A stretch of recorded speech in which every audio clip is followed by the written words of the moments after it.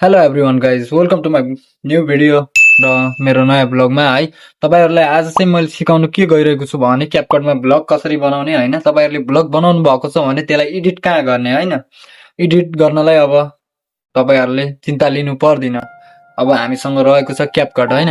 क्यापकट तपाईँले प्ले स्टोरमा मजाले पाउन सक्नुहुन्छ। तपाईँले प्ले स्टोरमा गएर क्यापकट सर्च गर्नुहोस् हैन, त्यहाँबाट तपाईँहरूले क्यापकट पाउनुहुन्छ। त्यो पछाडि हैन अब तपाईँले भिडियो सुट गर्नुहोस् हैन, जस्तो सुकै होस् तपाईँको भोइस क्वालिटी जस्तो सुकै होस् अलि फोन चाहिँ नजिक हुनु पर्यो, धेरै टाढा नि हुनु हुँदैन है। अनि किन भन्दा तपाईँको फोनको माइकले तपाईँको भोइसहरू डिटेक्ट गर्न सक्दिन कि, त्यही भएर तपाईँको साउन्डहरू क्लियर आउन सक्दिन। अनि ब्याकग्राउन्डमा म्युजिक कसरी राख्ने त? अनि ब्याकग्राउन्डमा म्युजिक राख्नको लागि तपाईँहरूले युट्युबमा गएर हैन विभिन्न किसिमहरूको म्युजिकहरू तपाईँले जुन सुकै राख्नु छ हैन त्योहरू डाउनलोड गर्नुहोस् बिटमेटमा गएर हैन। अनि तपाईँको टिकटकमा पनि पाउँछ ब्याकग्राउन्ड म्युजिकहरू, सर्च गर्नुहोस् फर ब्लग भनेर, ब्याकग्राउन्ड म्युजिक फर ब्लग भनेर टिकटकमा पनि पाउँछ मजाले हैन।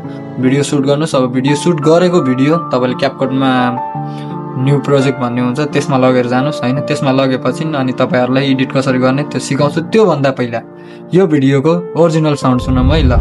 Hello everyone guys welcome to my new video र मेरो नयाँ ब्लगमा है। तपाईँहरूलाई आज चाहिँ मैले सिकाउनु के गइरहेको छु भने क्यापकटमा ब्लग कसरी बनाउने। यो तपाईँले अहिले भर्खरैको ओरिजिनल साउन्ड सुन्नुभयो भनेपछि हैन कस्तो छ मेरो साउन्ड क्वालिटी तपाईँले आफैले थाहा पाइसक्नु भयो होला हैन।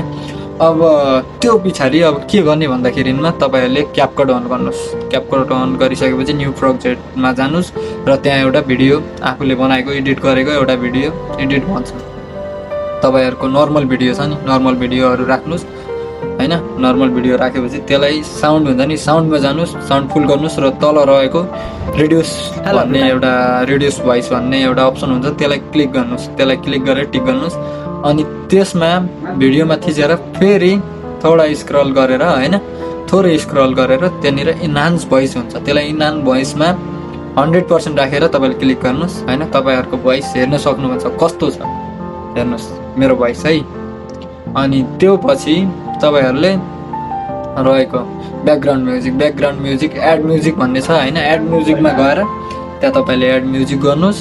अनि हुन्छ नि तपाईँले जुनसुकै पनि के ल मैले यो राख्छु है कस्तो सुनिन्छ। अनि त्यसको चाहिँ तपाईँले 15% देखि 12% राख्नुपर्छ।